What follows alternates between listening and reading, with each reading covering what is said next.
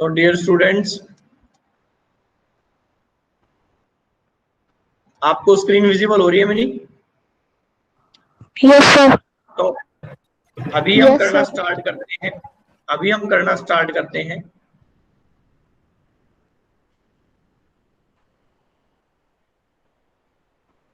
Warren Buffett की एक coat से हम शुरू करते हैं। Unless you are willing to put in the effort, learn accounting, how to read and interpret financial statements, you really shouldn't select stock yourself. जब तक आप फाइनेंशियल स्टेटमेंट्स को खुद से पढ़ना नहीं सीख जाते हैं, खुद से समझना नहीं सीख जाते हैं, तब तक आपको शेयर मार्केट में खुद से इन्वेस्टमेंट नहीं करनी चाहिए। किसी भी स्टॉक में, किसी भी शेयर में इन्वेस्टमेंट करने से पहले सबसे पहली चीज है, आपको उस कंपनी की, उस पर्टिकुलर स्टॉक की फाइनेंशियल स्टेटमेंट्स को एनालिसिस करना आना चाहिए। You must know to how to analyze financial statements of any company. Financial statement की एनालिसिस आप काफी पहले से पढ़ते आए हैं कि फाइनेंशियल स्टेटमेंट को एनालिसिस करना चाहिए। उसके लिए अगर जो बच्चे कॉमर्स के बैकग्राउंड से हैं तो आप लोगों ने पढ़ा होगा कंपैरेटिव स्टेटमेंट और कॉमन साइज स्टेटमेंट एंड और भी दो चार चीजें। लेकिन यहाँ पे हम सीखेंगे इन रियलिटी कैसे फाइनेंशियल स्टेटमेंट्स को हम एनालिसिस करें। तो बेसिकली जब भी हमें कोई स्टॉक परचेज करना होता है, हम ये चार फाइनेंशियल स्टेटमेंट को एनालिसिस करते हैं। बैलेंस शीट को, प्रॉफिट एंड लॉस जिसको statement of profit and loss अभी बोलते हैं, कैश फ्लो स्टेटमेंट और रेशियो एनालिसिस। इनमें जो सबसे इंपॉर्टेंट है वो है रेशियोज। तो अभी हम सिर्फ ये हमारे सामने बने बनाए रहेंगे सारी चीजें, और हमें देखना क्या है, हमें यह देखना है कि इस बैलेंस शीट में हमें पता क्या चल रहा है, यानी कि कैसे हम पता लगाएं किसी भी कंपनी की बैलेंस शीट को देख के कि ये कंपनी सही है या नहीं है, क्या हमें इस कंपनी का स्टॉक खरीदना चाहिए या नहीं खरीदना चाहिए। ये चीज हमें एनालिसिस ऑफ फाइनेंशियल स्टेटमेंट से पता चलेगी, और सबसे पहले हम उसमें बैलेंस शीट को कैसे एनालिसिस करें वो हम सीखेंगे। देखिए, बैलेंस शीट का मतलब ये होता है किसी पर्टिकुलर डेट को किसी भी कंपनी की फाइनेंशियल पोजीशन क्या है, यानी किसी कंपनी की कितनी असेट्स है और कितनी लायबिलिटीज है। डियर स्टूडेंट्स, आप लोग अभी तक जानते होंगे कि लायबिलिटीज का मतलब होता है सोर्सेज ऑफ फंड, कि पैसा कहां से आ रहा है, और असेट्स का मतलब होता है यूटिलाइजेशन ऑफ फंड। तो एक बेसिक अकाउंटिंग टर्म होती है assets always is equal to liabilities, कि जितना पैसा आप बिजनेस में लाए उतने ही रुपए की आपकी असेट्स बन जाएगी। जो स्टूडेंट्स नॉन कॉमर्स बैकग्राउंड से हैं उनके लिए मैं थोड़ा सा इसे बता दूं कि मान लीजिए आप बिजनेस में 1 लाख रुपए लेके आए, तो वो 1 लाख क्या है, आपकी capital. Capital is also a part of liability. तो यानी बिजनेस के पास 1 लाख की कैपिटल आई, 1 लाख की लाइबिलिटी आई मालिक से, और उन 1 लाख की आपने क्या करोगे, आप बिजनेस में लगाओगे उन्हें। तो जैसे आप बिजनेस में लगाओगे वो क्या बन जाएंगी, वो असेट्स क्रिएट हो जाएगी उतने रुपए की। तो इसलिए ये एक बेसिक टर्म है कि जितनी भी हमारी असेट्स होती है वो ऑलवेज लाइबिलिटीज के इज इक्वल टू होती है। तो जैसे आपने 1 लाख रुपए से अपनी बिल्डिंग खरीदी, प्लांट खरीदे, वो सारी चीज क्या होती है, वो सारी होती है असेट्स। तो बैलेंस शीट को, किसी भी कंपनी की बैलेंस शीट को हम किस तरह से एनालिसिस करते हैं वो जानने के लिए अभी हम किसी कंपनी की बैलेंस शीट पर चलेंगे, और वहां हम जाके देखेंगे कि how to analyse balance sheet of any company. तो उसके लिए मैं स्क्रीन शेयर करता हूं।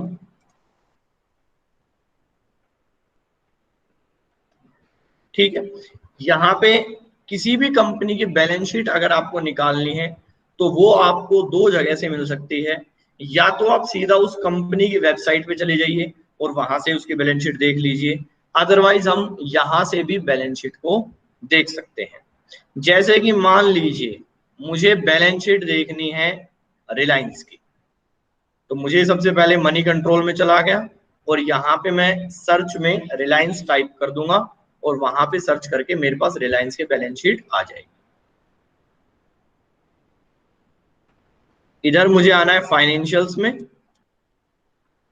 फाइनेंशियल्स में यहाँ पे आप देखेंगे बैलेंस शीट, इस बैलेंस शीट को आपको क्लिक करना है और find out balance sheet of Reliance.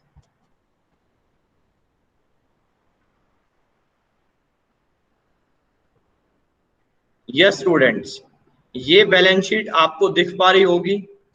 सबसे पहले बैलेंस शीट के दो साइड होती है। जब भी हम बैलेंस शीट बनाते हैं,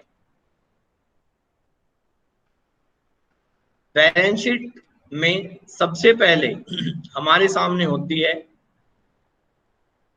इक्विटी एंड लायबिलिटीज, और उसके बाद असेट्स। इक्विटी एंड लायबिलिटीज का मतलब जो भी बिजनेस के ऊपर लायबिलिटीज है, या इसको मैं अगर सिंपल सी भाषा में समझाऊं तो जहां से पैसा आया है बिजनेस में, यानी पैसा कहां कहां से आया है, पैसा इधर से आता है बिजनेस में। And second one is assets. Assets का मतलब है यूटिलाइजेशन, जहां पैसा लगा है, यानी आपने जो पैसा लाइबिलिटीज की साइड से एक्वायर करा वो आपने कहां कहां इन्वेस्ट कर दिया, कहां कहां लगा दिया, वो सभी क्या है, हमारी असेट्स है। तो ये दो चीजें होती है बैलेंस शीट में, सबसे पहले इक्विटी एंड लाइबिलिटीज और उसके बाद असेट्स। तो अब एक बार मैं आपको दोबारा रिवाइज करवा देता हूं कि इसमें जो टर्म होती है उनका मतलब क्या क्या होता है, ताकि आप आसानी से उसे समझ पाए। तो देखिए, सबसे पहले हमारे सामने ये है इक्विटी एंड लाइबिलिटीज। यहाँ पे मार्च 2016, 17, 18, 19, 20 5 साल की ये आपको एक कंपैरेटिव एनालिसिस दे रहा है 12 महीने के लिए। तो सबसे पहला है शेयर होल्डर्स फंड। दोस्तों, जो भी शेयर होल्डर्स होते हैं वो कंपनी के मालिक होते हैं, यानी कि कंपनी अपने मालिकों से पैसा लेती है और जो मालिक जो कंपनी को पैसा देते हैं उसे हम बोलते हैं उनकी इक्विटी शेयर कैपिटल। तो ये कंपनी की इक्विटी शेयर कैपिटल है। इट मींस कि अगर मान लीजिए रिलायंस ने 1 करोड़ शेयर इशू कर रखे हैं और एक शेयर की वैल्यू 10 रुपए है, तो उनकी जो इक्विटी शेयर कैपिटल हो गई वो 10 करोड़ रुपए की हो गई। तो इसी हिसाब से इक्विटी शेयर से रिलायंस के पास लगभग 6,339 करोड़ रुपए हैं। ये जो सारी फिगर है ये इन करोड़ है। उसके बाद है reserve and surplus. Reserve and surplus का मतलब ये होता है कि कंपनी जो प्रॉफिट अर्न करती है उस प्रॉफिट में से कुछ हिस्सा कंपनी अपने मालिकों में बांट देती है, ओनर में बांट देती है डिविडेंड के रूप में, और बाकी जो प्रॉफिट का हिस्सा रहता है वो कंपनी अपने पास रख लेती है, यानी प्रॉफिट का वो हिस्सा जो बांटा नहीं गया है। इसी तरह से कई बार कंपनी शेयर 10 रुपए का होता है और उसे इशू करते हैं 100 रुपए में, तो 90 रुपए हो गए प्रीमियम के। तो वो जो प्रीमियम होता है, इस तरह के जितने भी अमाउंट होते हैं वो एक तरह से रिजर्व एंड सरप्लस में आते हैं। मोटा मोटी तौर पर आप समझ लीजिए, रिजर्व एंड सरप्लस का मतलब है कंपनी की प्रॉफिटेबिलिटी, कंपनी कितने प्रॉफिट्स कमा रही है वो आपको कहां से देखने से मिलेगा, रिजर्व एंड सरप्लस यहां से देखने को मिलेगा। इक्विटी शेयर कैपिटल यानी कंपनी इक्विटी शेयर से कितना पैसा रेज कर रही है, रिजर्व एंड सरप्लस यानी कंपनी के पास कितने रिजर्व एंड सरप्लस है। उसके बाद आती है लाइबिलिटीज की बारी, इक्विटी एंड लाइबिलिटीज। इक्विटी भी एक तरह की लाइबिलिटी है। अब आप एक चीज मुझसे पूछ सकते हैं कि सर जो रिजर्व एंड सरप्लस है वो हमारा प्रॉफिट है, यानी कि जो हमने प्रॉफिट अर्न करा है, तो ये जो प्रॉफिट है ये हमारी लाइबिलिटी कैसे बना। अब आप बात समझिए बेटा, प्रॉफिट पर हिस्सा किसका होता है, मालिकों का। तो यानी ये रिजर्व एंड सरप्लस मालिकों को मिल जाना चाहिए था, लेकिन ये हमने मालिकों को नहीं दिया, अपने पास रख लिया। तो ये एक तरह से हमारी क्या हुई, ये हमारी लाइबिलिटी हुई, आगे जाके हमें उसको पे करना है। तो इसलिए इसको हम क्या किस में कंसिडर करते हैं, लाइबिलिटी में कंसिडर करते हैं।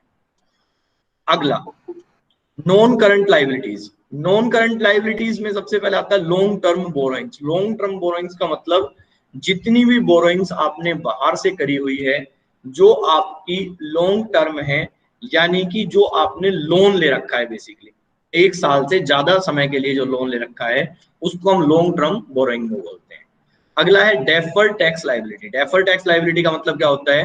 डेफर्ड टैक्स लाइबिलिटी का मतलब ये होता है जो टैक्स लाइबिलिटी आपको पे करनी है लेकिन आपने अभी पे नहीं करी, आप उसको फ्यूचर में पे करेंगे, तो उसे क्या बोलते हैं? Deferred tax liability. Other long term liabilities, other long term liabilities में क्या होता है कि कई छोटी छोटी लाइबिलिटीज ऐसी होती हैं जो कि हमारी लाइबिलिटीज में शामिल होती हैं, उन्हें हम जर्नली तौर पे बोलते हैं अदर लॉन्ग टर्म लाइबिलिटीज। कुछ हमने एडवांसेस ले लिए होते हैं, कुछ और लाइबिलिटीज होती है जो हमें 1 साल के बाद पे करनी होती है। अगला है लॉन्ग टर्म प्रोविजंस, कि यानी कि हमने कोई प्रोविजन बना रखा है कोई आने वाले खर्चे के लिए जो 1 साल से ज्यादा समय के लिए है, कोई लिटिगेशन के लिए हमने प्रोविजन बनाया या और किसी चीज के लिए प्रोविजन बनाया, तो वो किस में आते हैं? लॉन्ग टर्म प्रोविजंस में आते हैं।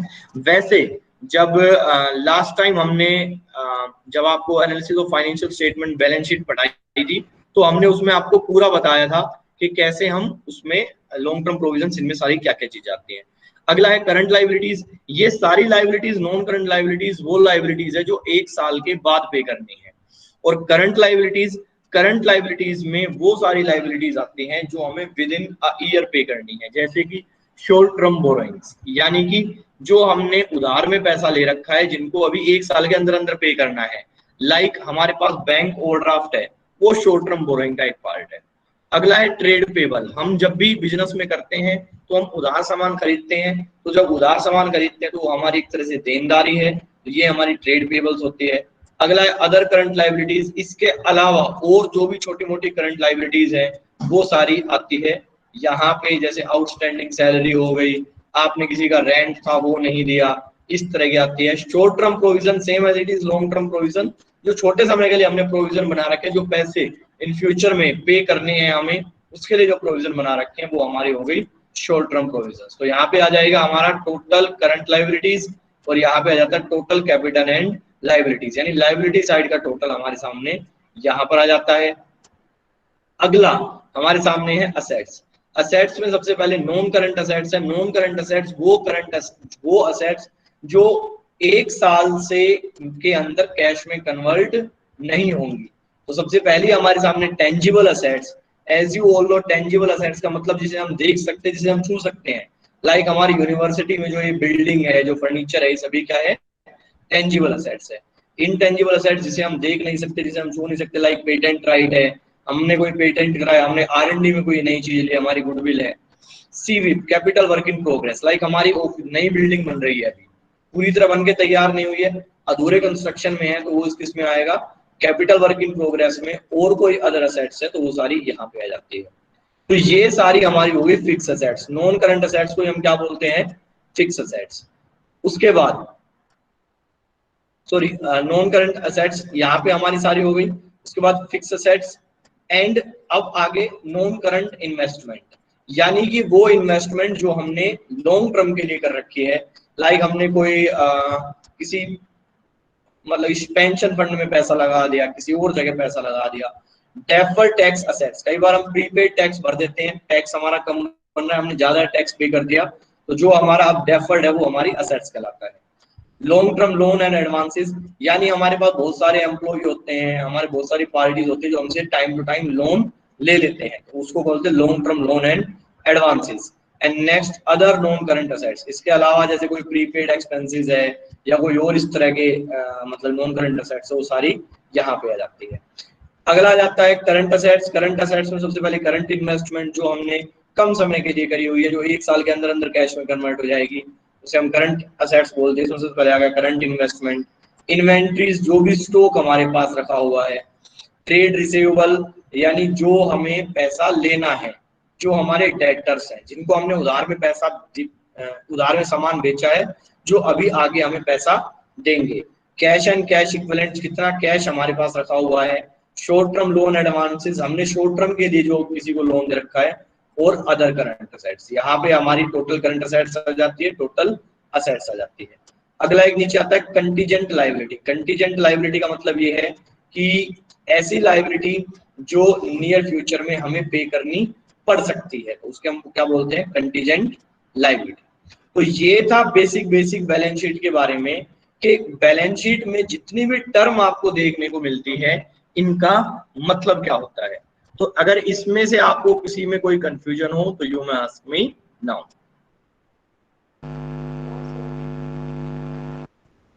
आगे हम लोग बात करते हैं कि हाउ टू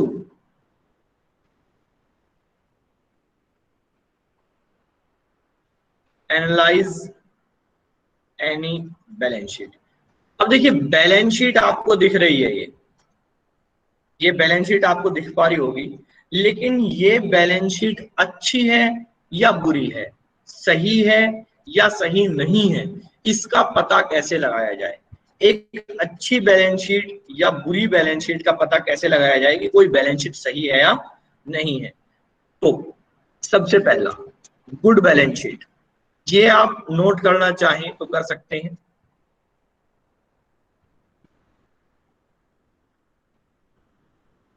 एक अच्छी बैलेंस शीट कौन सी होती है डियर फ्रेंड्स?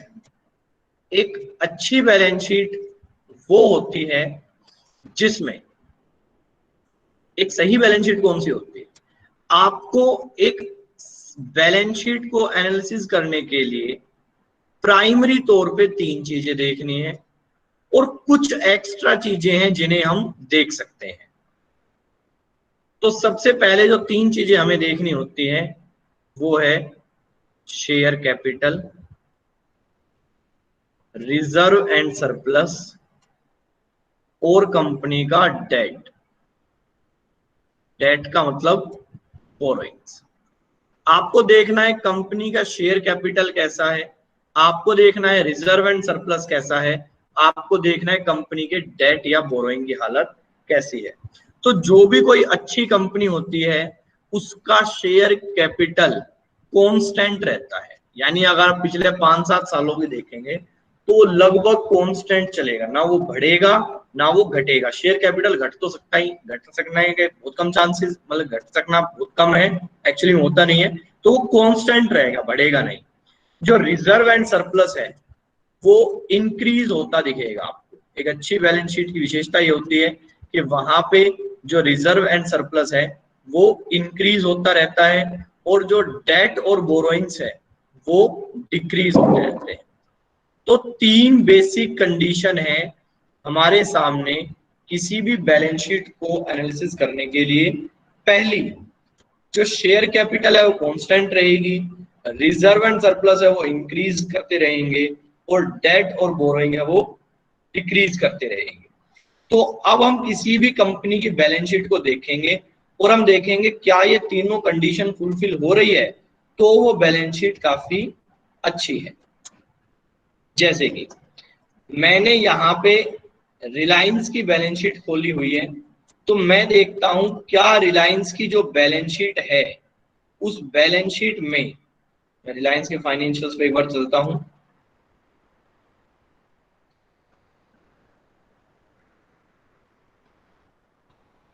क्या रिलायंस की बैलेंस शीट में जो चीज हम देखना चाह रहे हैं वो चीज है या नहीं है।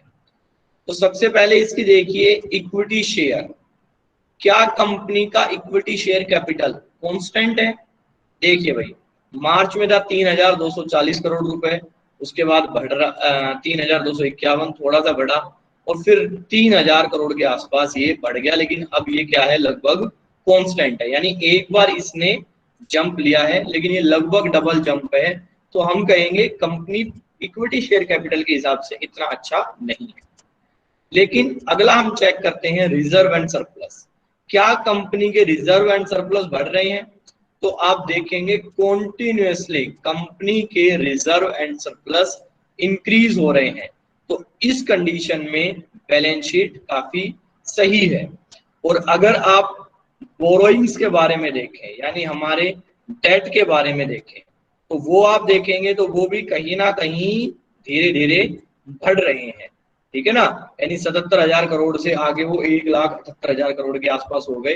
तो यानी हम कहेंगे कि जो रिलायंस इंडस्ट्रीज के फंडामेंटल्स हैं वो एज सच स्ट्रॉन्ग नहीं है, ज्यादा अच्छे नहीं है। बात समझ में आ गई। हम किसी और कंपनी के भी फाइनेंशियल स्टेटमेंट को एनालिसिस कर सकते हैं, जैसे कि मैं बात करूं Hero MotoCorp.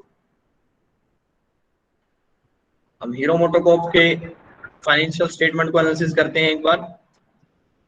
Financials, balance sheet.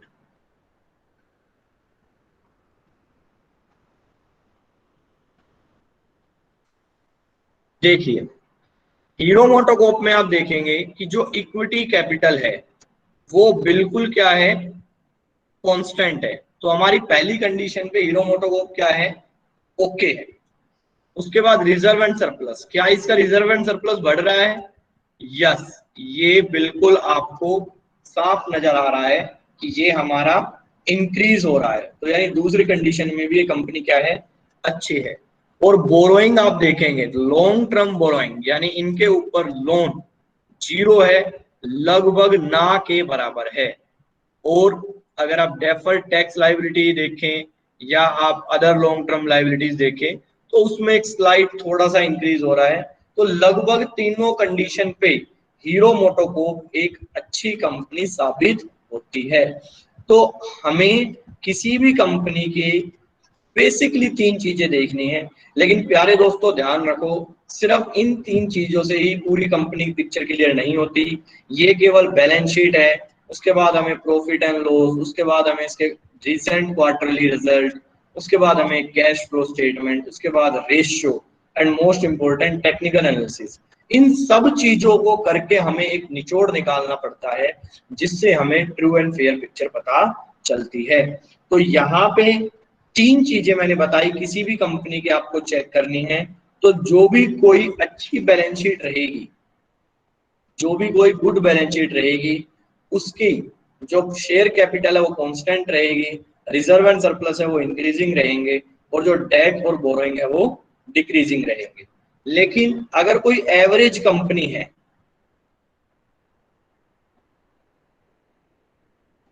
Average company का जो शेयर कैपिटल है,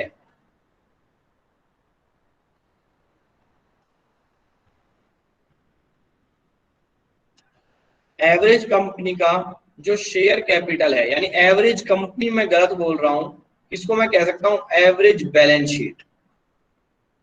ये हो गई गुड बैलेंस शीट, एक अच्छी balance sheet, good balance sheet. और ये हो गई average balance sheet. Average balance sheet का शेयर कैपिटल है वो इंक्रीज कर रहा होता है, रिजर्व एंड सरप्लस है वो नो चेंज रहता है, या वरना ऐसा तो कभी बढ़ गया कभी घट गया, कभी बढ़ गया कभी घट गया, कभी बढ़ गया कभी घट गया, उन्होंने एवरेज हम देखते हैं तो वो नो चेंज मिलता है।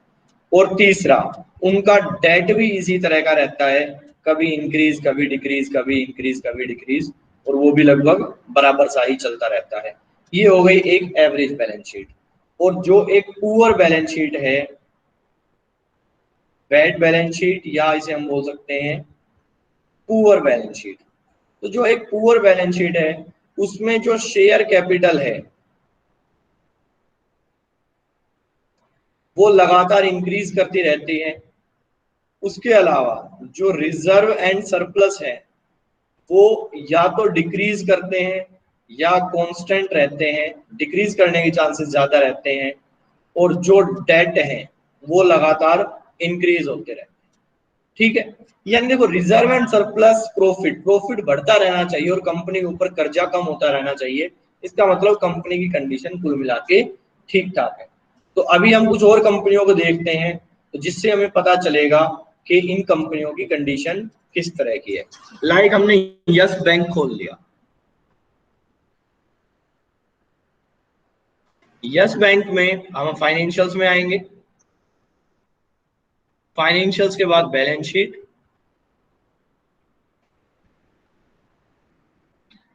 अब देखिए यस बैंक की इक्विटी कैपिटल है वो आप देखेंगे कि यहां तक तो लगभग नॉर्मल चली, लेकिन यहाँ पे क्राइसिस के कारण इनकी इक्विटी कैपिटल बहुत सारी बढ़ गई। इसका मतलब यस बैंक के साथ कहीं ना कहीं दिक्कत है। अगला, रिजर्व एंड सरप्लस, क्या इनका रिजर्व एंड सरप्लस बढ़ रहा है? बढ़ा बढ़ा, फिर उसके बाद एकदम से कम हो गया, तो रिजर्व एंड सरप्लस कहीं ना कहीं इनका डाउन साइड पे है। के बाद आप देखेंगे इसकी बोरोइंग्स,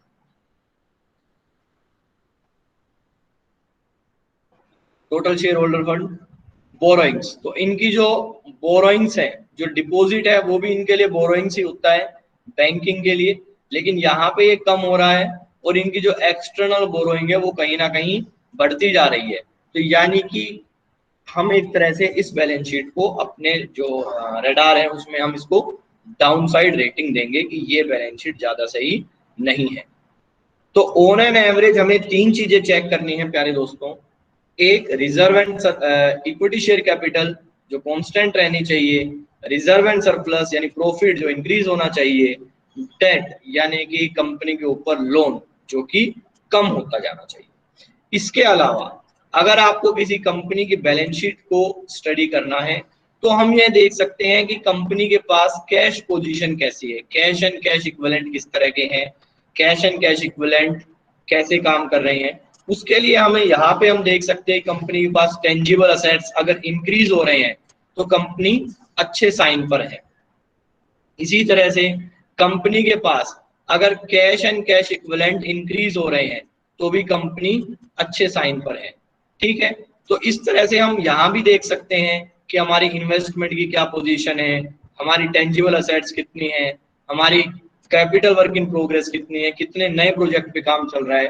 तो ये सभी चीजें हम यहाँ से पता लगा सकते हैं, लेकिन बेसिकली जो हमें देखना है वो हमें देखना है इक्विटी शेयर की पोजीशन क्या है, रिजर्व एंड सरप्लस की पोजीशन क्या है, and finally long term borrowing यानी कि डेट की पोजीशन क्या है। इक्विटी कांस्टेंट रहना चाहिए, रिजर्व एंड सरप्लस बढ़ता रहना चाहिए, और डेट है वो हमारा नीचे आना चाहिए। तो वो बैलेंस शीट हमें काफी अच्छी नजर आएगी, और हम कहेंगे as per balance sheet company के फंडामेंटल्स है वो काफी स्ट्रॉन्ग है। तो यहाँ पे अगर आप लोगों को कोई कंफ्यूजन